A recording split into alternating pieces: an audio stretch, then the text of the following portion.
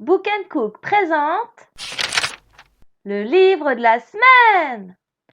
Partout dans le monde, une personne de sexe féminin anesthésiée sur un billard est appelée une patiente.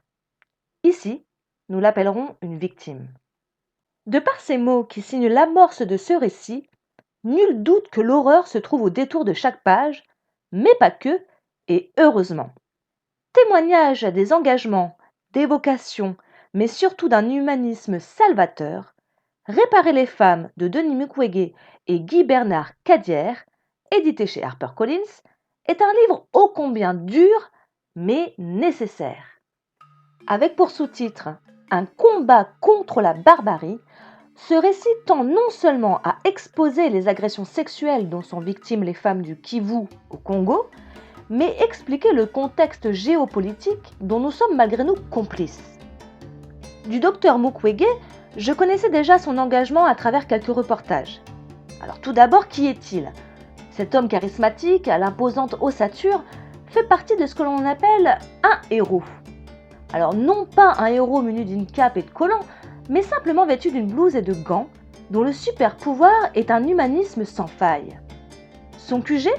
L'hôpital de Panzi dans la région du Kivu au Congo, région la plus meurtrière au monde précisément. Épicentre des minerais les plus recherchés et utilisés au monde, comme le coltan dans les smartphones, cette région est prise en otage par différents groupes d'hommes armés qui, pour la plupart, ont participé à différents conflits, notamment celle du Rwanda, voisin limitrophe. Mais revenons à la bienveillance vers ces deux médecins au parcours significatif et parfois singulier.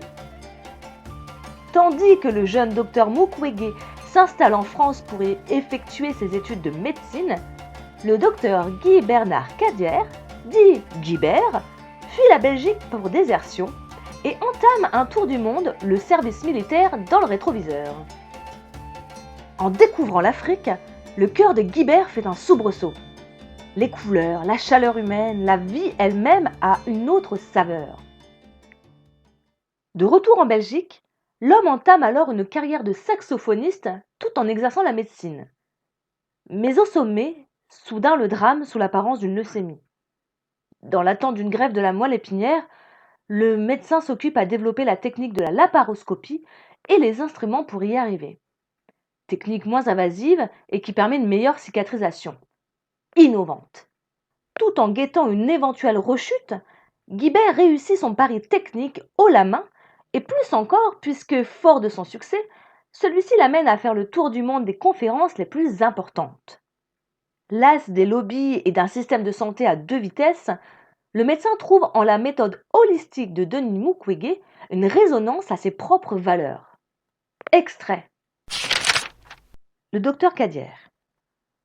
Cette ingérence de la recherche du profit à tout prix dans la médecine et au détriment de la santé publique me préparait à ce que j'allais découvrir à Panzi.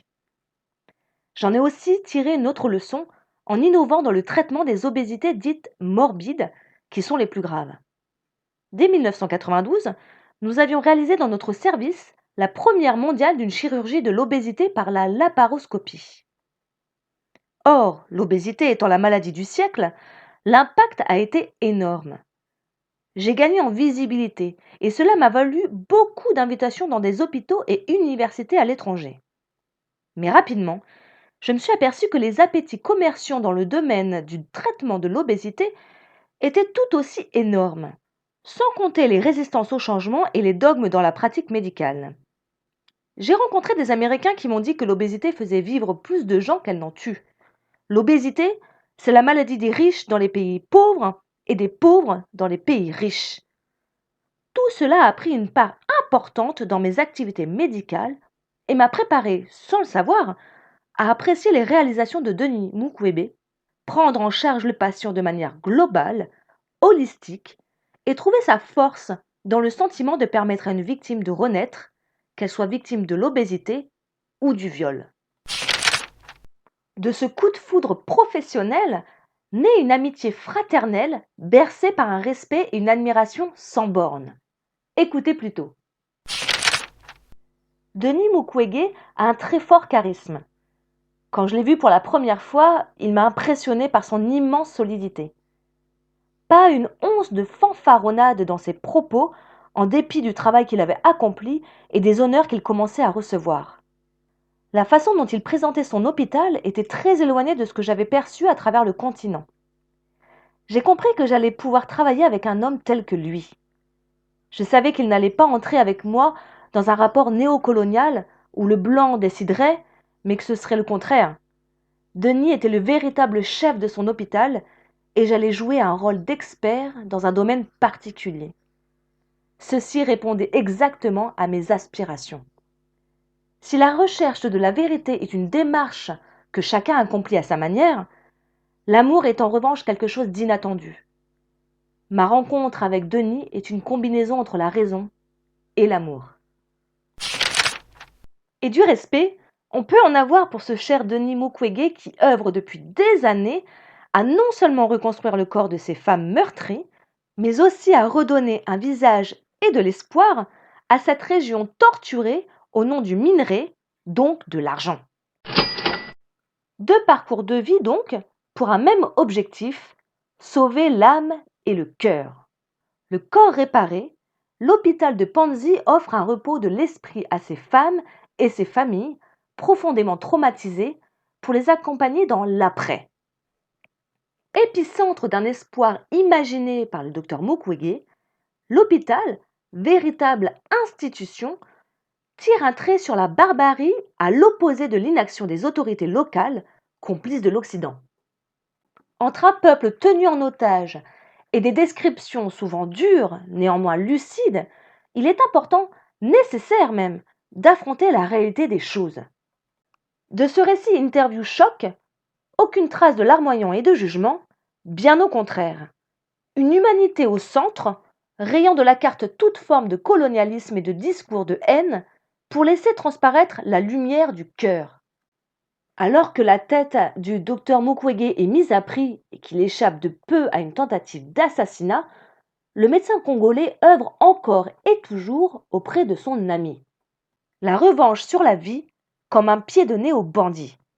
Alors je ne vous cache pas qu'il y a du dégoût et de la rage à lire le mal des hommes, mais qu'il est bon de savoir que la générosité, l'amour et la bienveillance ne se monnaient pas pour certains d'entre eux.